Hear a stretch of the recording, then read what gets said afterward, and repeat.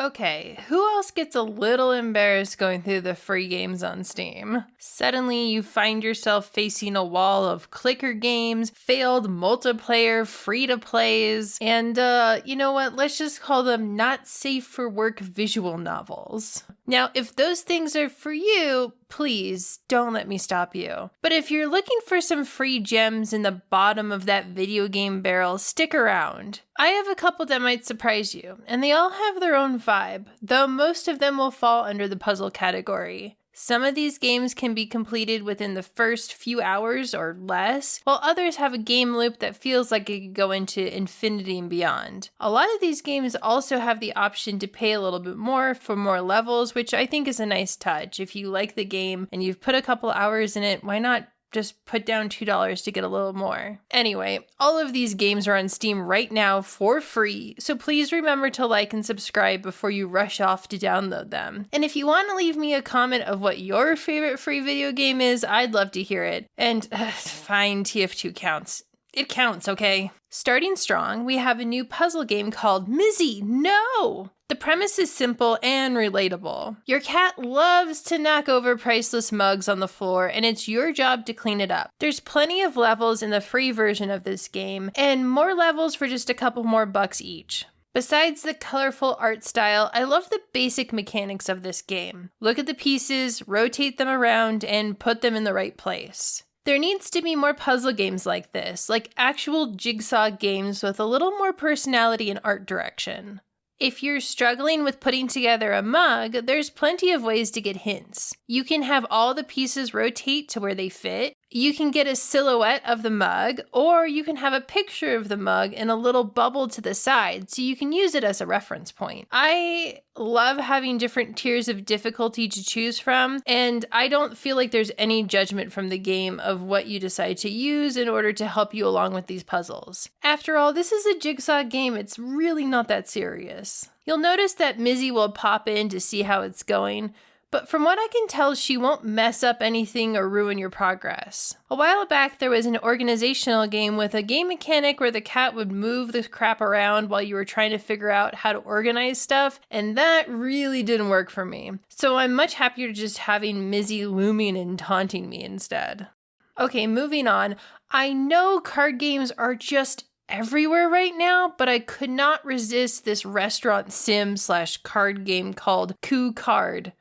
Get it because you're cooking and it's also a card game, Cookard. This is a game where you run a kitchen solely based on what your cards can do. You unlock ingredient packs that can stack on top of action cards that can turn into ingredients and then food, and then you serve the customer. It really is as simple as it sounds, but once you get rocking and rolling, this game becomes about how well you want to organize and how much madness you want to invite into your kitchen. If you don't take the time to pause to organize all of your ingredients, it basically starts to feel like an episode of Bear. It's just yelling and trying to put all the stuff in so you can make a croissant for somebody. So let me show you the game loop. First, you open a starter pack and you get all the ingredients you need. Then you grab a customer and put him down at a table. Then you make him a meal by clicking the action cards and stacking the ingredients. And there you go, little dude. And then he leaves a dirty plate, so then you clean that up and bring on more guests. You can get some store cards, and you also get different tools that you can use for your kitchen. And you can eventually hire employees.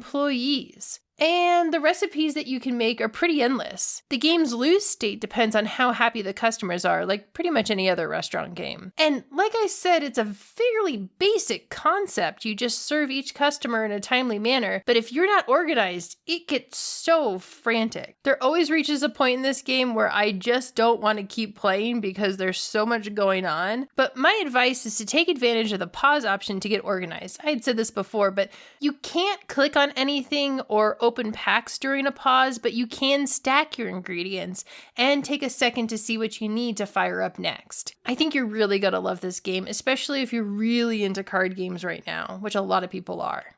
Keeping on theme here, we have double cheeseburger, medium fries. This is a visual novel where you work at a burger joint. You can serve up burgers, fries, and even ice cream to customers. You get to make new friends and learn about your own life. Okay, I'm very bad at this game because I'm a sloppy burger stacker, but it's so much fun and I really like the cute aesthetic of this a lot. I like trying to flip the burgers, I like decorating the little sundaes, and I even got to deep fry a burger once. That was weird. I think there should be an easy mode because I'm so bad at it, but let's be honest, that's a skill issue. That's not your problem, that's my problem. This game is really cute and it lets you zone out with a virtual job and it teaches you how to flip 2 patties at once. I'm personally going to keep trying for something better than the bad ending, but no promises. I just really wanted to show this off because I know there's people out there who are better at laying down virtual lettuce and you might want to give this game a try. It's really cute and there's lots of different characters that you can enjoy. And if you like the aesthetic of this, I think you're gonna love it. Speaking of skill issue, if you love puzzle games and sweet soundtracks, you're going to love Helltaker. I cannot believe this game is free. I mean, it looks great, the music is amazing, and it's so funny. This is a game about a man who wants a harem full of demon girls, so he has to travel through hell to find them. Yeah, that's it. That's the premise of the game. The puzzles are move-based, so you have only so many steps available to get you to the demon girl of your dreams, and you'll die immediately if you go over that amount. Damage contributes to your moves, so sometimes you have to be crafty about taking damage, moving blocks around, and finding keys to doors. Once you get to the demon girl, you gotta tell her the right thing to get her to join your harem. And if you don't, well, you gotta do the puzzle again. This game got frequent laughs from me, and the puzzles get really hard really fast. If you look at the Steam reviews, it's not a long game, but it is a good game, and that's what this list is about. I really love the confidence of this game. The devs knew exactly what they wanted to make, and they took their shot. Every single aspect of this game is polished, and it feels great. And there's some secrets hidden away too.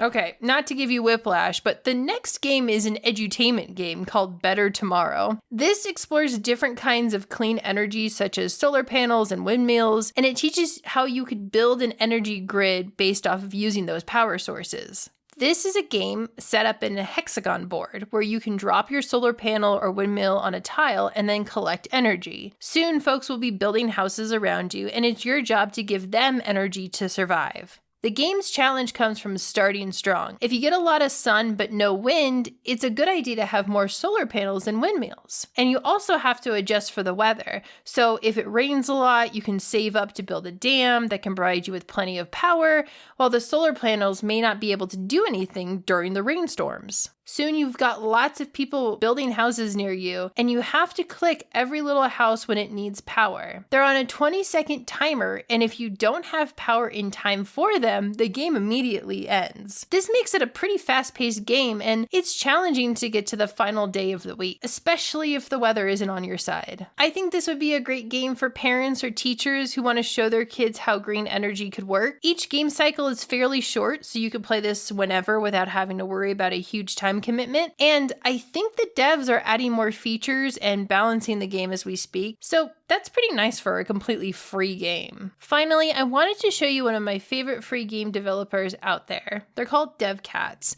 They make hidden cat games, and they're really fun to relax with, and many of them are totally free. I love the artwork in these games and the creativity of where the cats are hidden around the map, and they're constantly releasing new maps. They've got a theme park one planned for September, which you can play the demo of. They've got an arcade one. They've just got so many different ideas. It's a perfect game for any cat lover out there who wants to relax with a simple hidden object game, and I really enjoyed playing this on my Steam Deck before bed. It's a charming game made for cozy gamers, and you don't have to throw a bunch of cash around to have a good time. So anyway, I hope you found a cool free game that you're excited to try on Steam. Let me know if there's any that look fun to you or any that you have played, or if you go and play this game, come back and let me know. Thank you for watching, and you know what? I'm gonna go find some more cats.